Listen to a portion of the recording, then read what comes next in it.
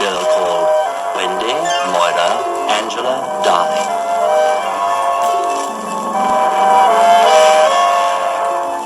Wendy, as she was called for short, lived in London. Each night she went to sleep in her nursery with her brothers John and Michael. Then one night, the strangest thing happened.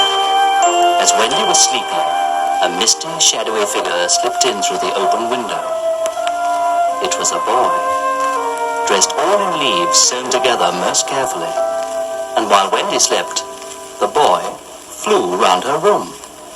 He was obviously looking for something, underneath the beds, in the cupboards, in the drawers, and at last he found what he was looking for. His shadow, which he had lost the night before while he was listening to Wendy's mother telling a bedtime story. Peter was trying to stick it on with soap when Wendy woke up and asked him, quite politely, "Boy, what are you crying for?" "Because I cannot get my shadow to stay on." So without further ado, Wendy fetched a needle and cotton and sewed it on for Peter, hurting him as little as she could help. As they sat chatting on the floor, Wendy asked, "Where do you come from?" "From Never Never Land. It's a place where there are fairies." Oh, goodness, I quite forgot. One came with me. Her name is Tinker Bell. Ah, I can hear her. She must have got shut in that drawer. And as they freed poor Tinker Bell, Peter said, "There are mermaids, and there are..." Peter was going to say pirates, but he decided not, as he had an idea girls were easily frightened. "There are also redskins and wild animals. Oh, and the lost boys." "Who are they?" "They are boys who fall out of their prams. The fairies bring them to Never Never Land, and I am their captain." Suddenly, Peter had an idea. "Why don't you come to Never Never Land? You could be our mother and tell us stories." "Oh, how lovely. Of course I will." The angel voice that bids you good night kisses your cheek, whispers sleep tight. Your mother and mine. Your mother and mine. The helping hand that guides you will lend, whether you're right, whether you're wrong. Your mother and mine. Your mother and mine. Oh, but I can't. How do I get to Never Never Land? You fly. But I can't fly. I'll teach you.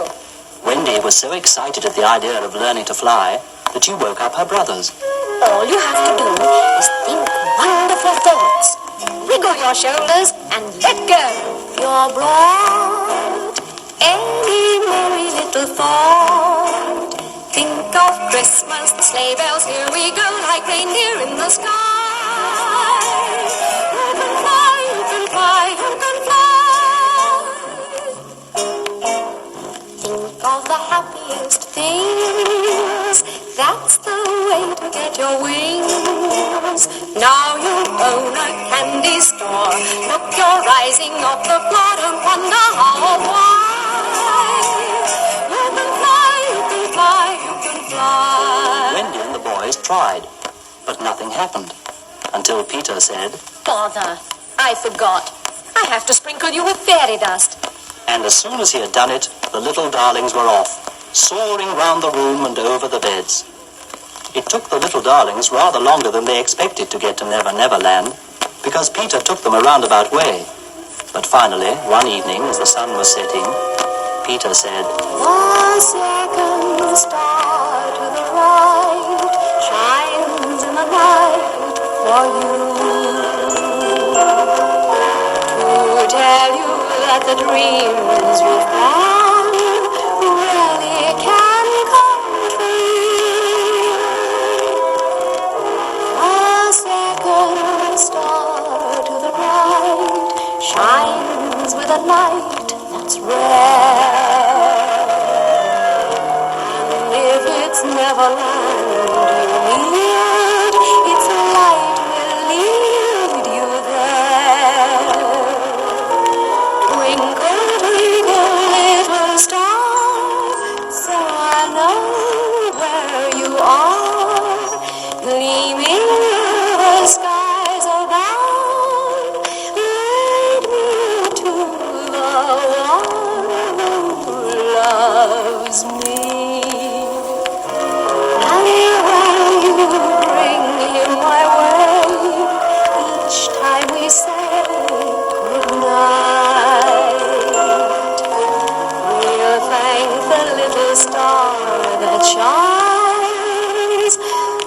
taken from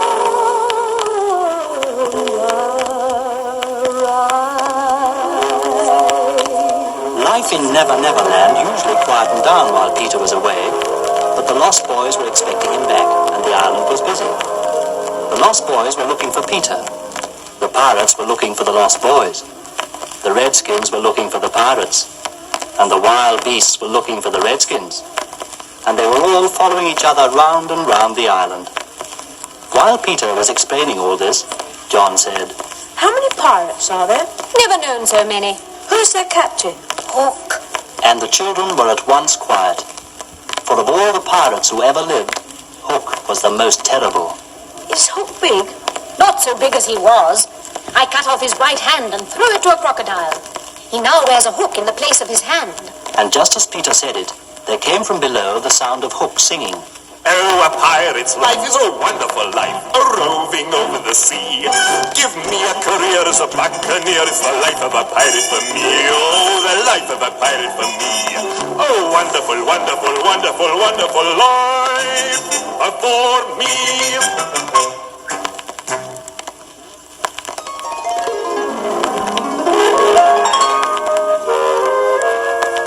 The Lost Boys, Wendy discovered, lived in a large, comfortable hole in the ground.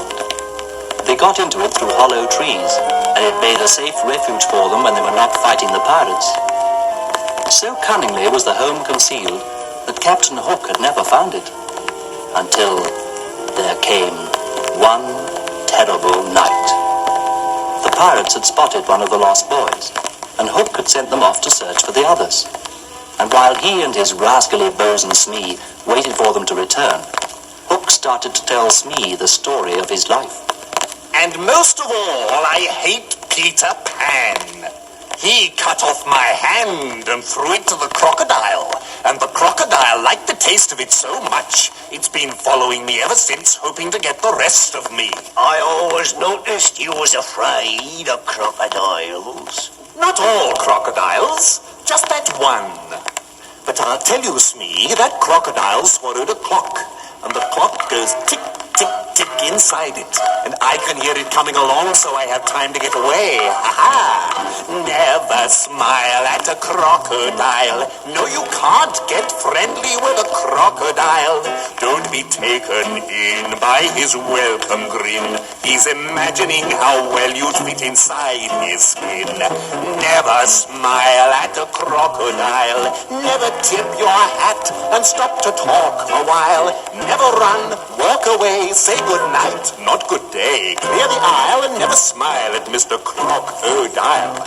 You may very well be well bred, lots of etiquette in your head, but there's always some special case, time or place, to forget etiquette.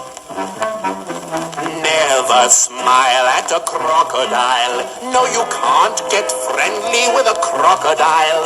Don't be taken in by his welcome grin. He's imagining how well you'd fit inside his skin. Never smile at a crocodile. Never tip your hat and stop to talk a while. Don't be rude, never mock. Throw a kiss, not a rock. Clear the aisle and never smile at Mr. Crocodile. Suddenly, Hook leapt up with a fearsome yell. This mushroom is hot. Mushrooms don't get hot, Captain. Shut up, you fool, this one is. Hook pulled and tugged at the mushroom, when suddenly the top of it came off. Look, Smee, smoke. Smoke, Captain. Yes, you fool, smoke. And in a flash, Hook realized what he had found. It's a chimney. We found it at last. This is the chimney to the Lost Boys' home. Hook searched busily around him and soon found the hollow trees that led underground. Down below, he could hear Wendy talking. Do come with us, Peter.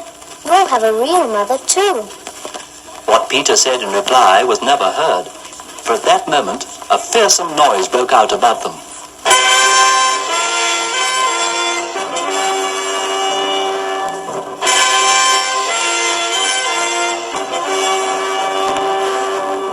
Redskins have attacked the pirates. Listen. We'll soon know if the Redskins have won because always beat a tom-tom. Now Hook, who heard all this, at once ordered a tom-tom to be beaten. But the Redskins had not won. Many of them had been killed, and the rest had crept away, and the pirates were waiting to capture the lost boys. The Redskins have won! Now we can go. Do come with us, Peter. Please.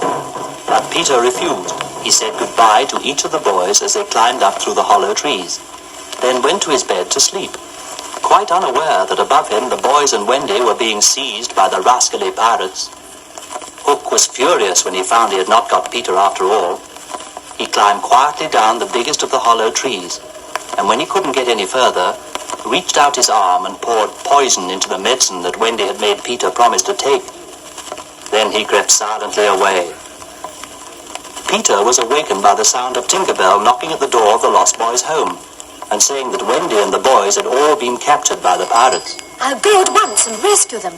Come on, Tink. Oh, I'd better take my medicine first. Tink shrieked a warning, It's been poisoned. Hook put poison in it while you were asleep. but Peter ignored her and started to drink. Quickly, Tinker Bell slipped between his lips and the glass and swallowed all the medicine. Then, fainting and pale, she fluttered over to her bed. Peter was terribly upset. He didn't know what to do. Then, faintly, he heard Tinker Bell whisper, If all the children in the world say they believe in fairies, I might get better. Peter stood up and called out. If you believe in fairies, clap your hands. Hurry or Tink will die. There was a sound of clapping far away, and suddenly Tink got well, and Peter went to rescue Wendy. It's Hook or me this time. One or the other has got to be killed. On the pirate ship, Hook had decided to amuse himself by making the lost boys walk the plank. He bound Wendy to the mast to make her watch. Then, just as the first lost boy was about to go to his death, there came a tick, tick, tick. Hook fell in a heap on the deck. The crew gathered round him to protect him from the crocodile, and the lost boys rushed to the side to see the crocodile come aboard. But it wasn't the crocodile at all. It was Peter, ticking as loudly as he could. He signed to the boys not to cry out, and to look scared as if the crocodile was really coming. Then he climbed aboard and cut Wendy free. Aren't I clever? The crocodile's clock ran down, so I made the ticking instead. Just then, a pirate came up from the cabin below. Peter struck with his dagger and crowed. Then, one by one, Hook ordered the pirates into the cabin to see what was crowing. And one by one, the lost boys counted them off, until Wendy said, Only Hook is left. Peter's got him. Hook was only slightly hurt, but he caught sight of his own blood, and it was such a hideous colour, and it scared him so much that he jumped overboard. Peter's won. Look, the crocodile was waiting for Hook.